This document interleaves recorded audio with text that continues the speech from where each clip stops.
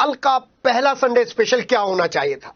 बड़ी जद्दोजहद थी, लेकिन इस जद्दोजहद के बीच में हमारे दिमाग में सिर्फ एक ही चीज क्लिक करती है, वो है 2024 में आपके वोट देने का अधिकार। और जब वोट देने के अधिकार की बात आती है तो फिर राजनीतिक हलकों से गर्मा गर्म उठा पटक वाली बड़े बड़े दावे वाली खबर आती है। और ऐसे में हमारे लिए बड़ा मुश्किल हो जाता है कि संडे स्पेशल में हम क्या इंक्लूड करें। लेकिन तभी पता चलता है बंद कमरे का समझौता। तो बंद कमरे के समझौते को संडे स्पेशल में, पहले संडे स्पेशल में जगह दे रहे हैं, क्योंकि बंद कमरे का समझौता तो वाकई स्पेशल है। क्योंकि इस बंद कमरे के समझौते में वो किरदार उभर कर सामने आया जो इस पूरे एपिसोड में दूर दूर तक कहीं नहीं था। उन किरदार का नाम है डॉक्टर लक्ष्मीकांत वाजपेयी। इस पूरे संडे स्पेशल और इस एपिसोड में वो घटनाएं सामने आई जो वास्तव में हुई नहीं थी। ऐसी क्या घटनाएं थी? पहली बात, बीजेपी की महिला पार्षदों के साथ दुर्व्यवहार और बदतमीजी हुई नहीं थी। हम डीएम के ऑफिस में आए हैं कि हमारी कार्यवाही, अभी तक कोई भी कार्यवाही प्रशासन की तरफ से शुरू नहीं हुई है।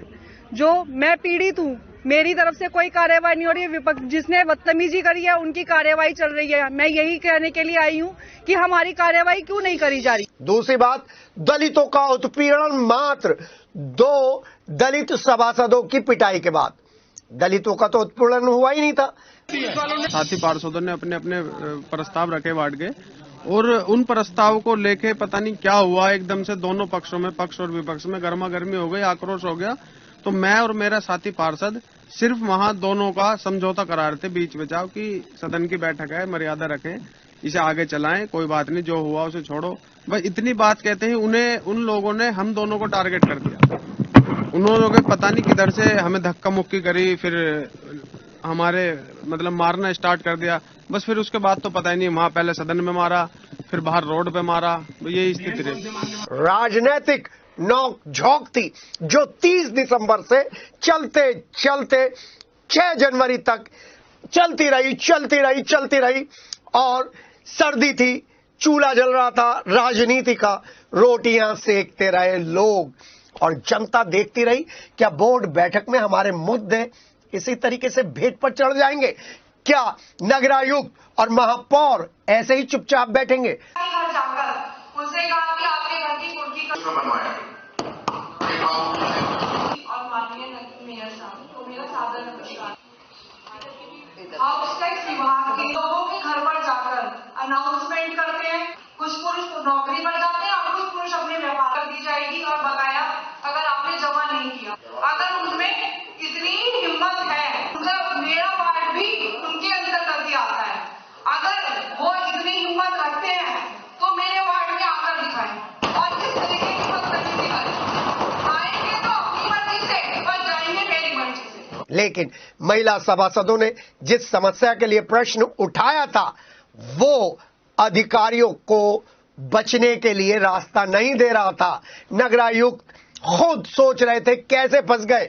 तब मेयर कार्यालय से लेकर आईजी ऑफिस और एसएसपी ऑफिस पर इस एपिसोड को लेकर जो सदन से सड़क तक चला था, जिसमें नामाचीन चेहरे आ रहे थे, उनको बचाने के लिए मोर्चा संभाला गया।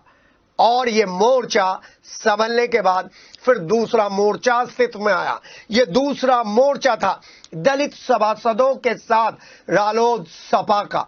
जी हां, सड़क से सदन तक की लड़ाई तरह तरह की चर्चाओं के बीच, जनता के बीच में उठती रही, गिरती रही, जिसकी वजह से एक बात तो तय हो गई कि नगरायुक्त अपने अधिकारियों को बचाने में कामयाब हो गए, जिसकी वजह से टैक्स कलेक्शन को लेकर जो महत्वपूर्ण डिस्कशन होना था, उस डिस्कशन से नगरायुक्त और उनकी टीम बच गई और ये मुद्दा नहीं बन पाया।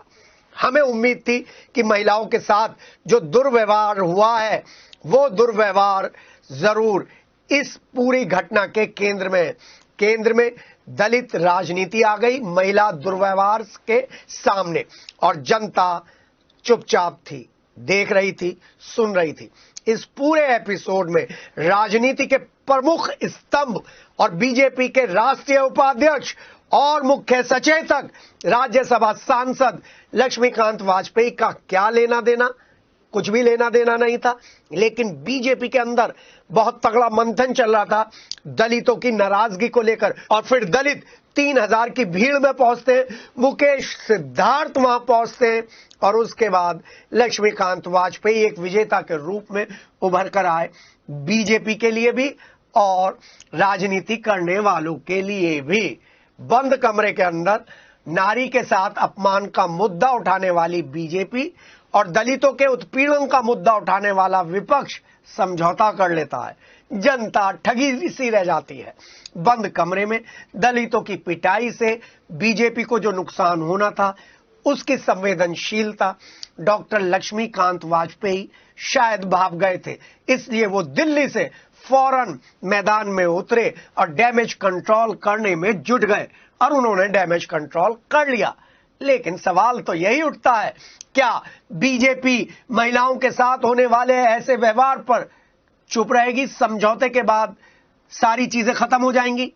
और सवाल यह भी उठता है, क्या महज 2 सभासदों की पिटाई होने से दलित समाज का उत्पीड़न हो जाता है? और यदि दलित समाज का उत्पीड़न होता है तो फिर समझौता क्यों होता है?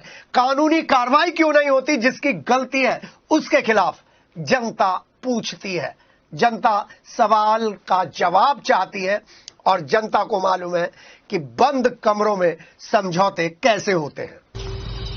हम सर्किट हाउस में बैठे थे, उसमें मंत्री सुमेंद्र तोमर जी थे और एमएलसी धर्मेंद्र बाबू जी थे। ये सब लोग थे जिन्होंने घटना करी, उन्होंने माफी मांगी और समाज के सोल्जर की माफी मांगने की बात कही है।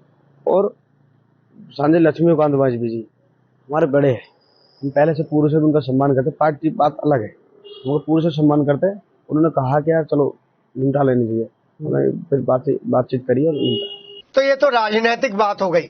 लेकिन संडे स्पेशल एक सकारात्मक कार्यक्रम है, और हम सकारात्मकता के साथ इस कार्यक्रम का आगाज करते हैं और इसको आगे ले जाते हैं।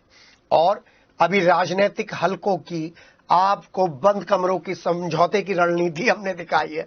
वो इसलिए दिखाई है कि जब 2024 में वोट डालने जाए ना, तो ऐसे उम्मीदवार को चुनिएगा जो आपके और हमारे मुद्दों पर समझौता ना करे, जिसको नारी अस्मिता का वाकई दिल से एहसास हो, राजनीति के लिए नहीं। आज वो बेबस महिला सभासद जो कल तक मुखर थी, कहां है? क्या उनकी पोजीशन होगी? जरा सोचिए। नहीं परेशान हो गए। चलिए सकारात्मक खबर की तरफ चलते हैं।